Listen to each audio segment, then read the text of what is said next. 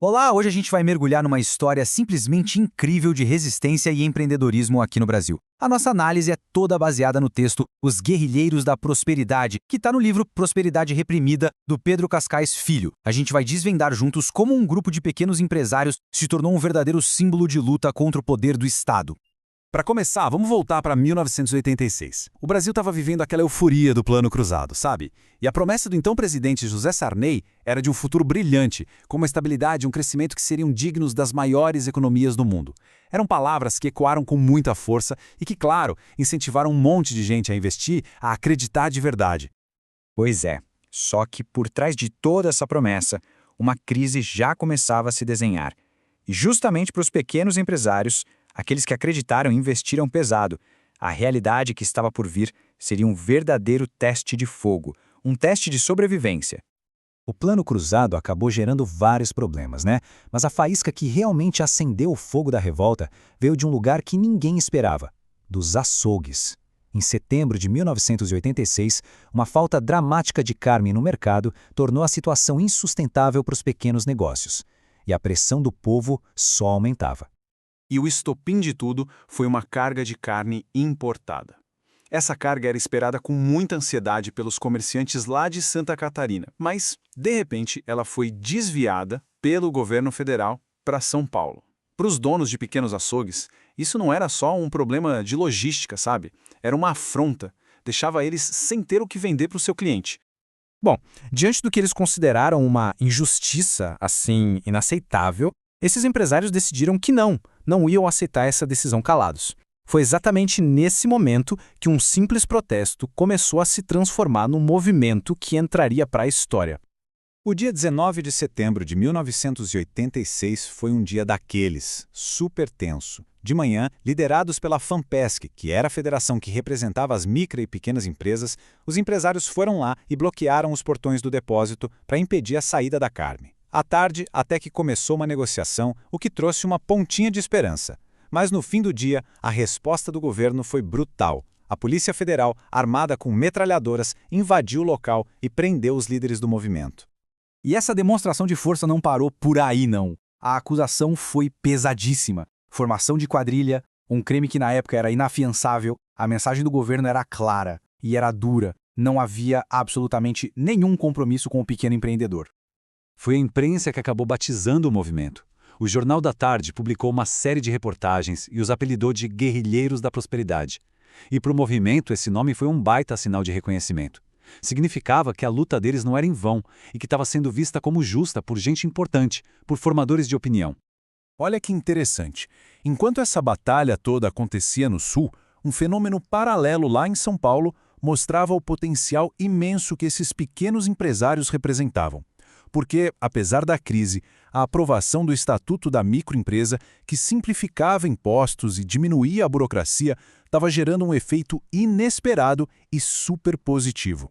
O resultado foi este número aqui, que é impressionante. 89.092 novas empresas abertas em São Paulo em apenas 9 meses de 1986. Isso mostra a vitalidade, o desejo de crescer do segmento, sabe? Bastava um empurrãozinho, um mínimo de incentivo para essa energia toda ser liberada.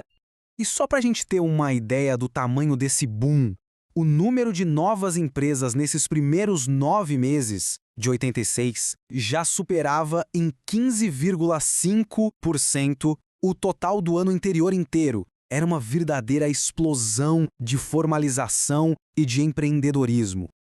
E outro fenômeno super curioso foi o protagonismo feminino.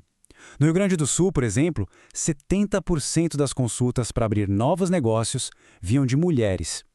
Incentivadas pelo Estatuto, muitas que trabalhavam na informalidade viram ali a chance de se tornarem empresárias e de assumirem o controle do seu próprio negócio. Com essa nova força, com essa organização e com as eleições de 1986 se aproximando, o movimento dos pequenos empresários começou a usar a sua influência para lutar por mudanças políticas de verdade. Era a hora de transformar o protesto em propostas concretas. As pautas que eles apresentaram aos candidatos eram muito avançadas para a época, gente. Eles pediam acesso real a crédito, uma reforma tributária ampla, menos burocracia e até um sistema de previdência mais justo. Aliás, muitas dessas demandas continuam super atuais até hoje, né? Bom, o governo, embalado por aquela popularidade um tanto artificial do Plano Cruzado, venceu as eleições.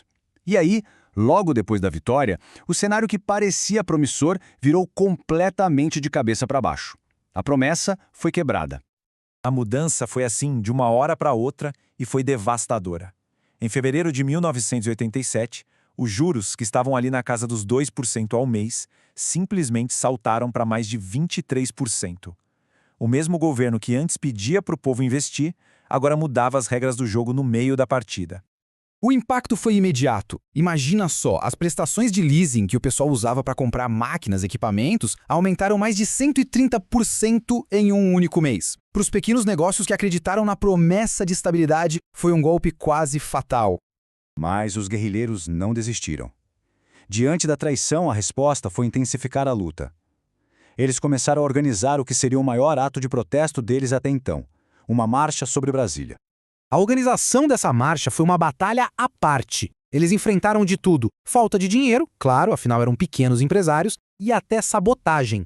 Entidades do governo e outras associações maiores trabalhavam nos bastidores para esvaziar o movimento, oferecendo falsas promessas de crédito em troca da desistência do pessoal. Então, o ponto crucial é este. A história dos guerrilheiros da prosperidade nos deixa com uma reflexão poderosa. Quando as políticas econômicas falham e o sistema se vira contra o cidadão, de onde é que vem a coragem para lutar por um futuro diferente? E essa luta não foi só um evento isolado, não. Ela plantou sementes muito importantes. Foi desse movimento de resistência que nasceram associações fundamentais para o empreendedorismo catarinense, como a Simpevi, que hoje a gente conhece como AMP.